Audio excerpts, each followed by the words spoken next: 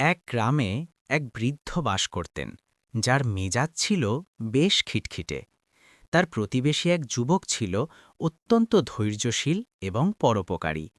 যুবকটি প্রতিদিন সকালে যখন কাজে যেত, বৃদ্ধটি তাকে অকারণে গালমন্দ করতেন এবং তার চলার পথে ময়লা ফেলে রাখতেন।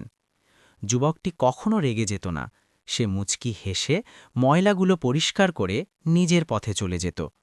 একদিন সকালে যুবকটি দেখল তার চলার পথ একদম পরিষ্কার, কোনো ময়লা নেই, এবং বৃদ্ধ লোকটিও তাকে গালমন্দ করার জন্য দরজায় বসে নেই। যুবকটি চিন্তিত হয়ে পড়ল। সে বৃদ্ধের বাড়িতে গিয়ে নক করল এবং দেখল বৃদ্ধটি প্রচণ্ড জ্বরে বিছানায় পড়ে আছেন। তার সেবা করার মতো কেউ নেই। যুবকটি দেরি না করে তার সেবা করতে শুরু করল। সে নিজ হাতে বৃদ্ধকে পথ্য খাওয়াল এবং ঘর পরিষ্কার করে দিল। বৃদ্ধ লোকটি অত্যন্ত লজ্জিত হলেন।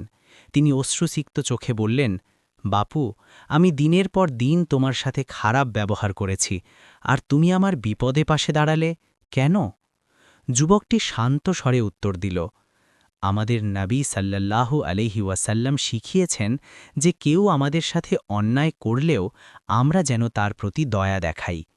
ইসলাম আমাদের প্রতিশোধ নিতে নয়, বরং উত্তম আচরণের মাধ্যমে মানুষের মন জয় করতে শেখায়।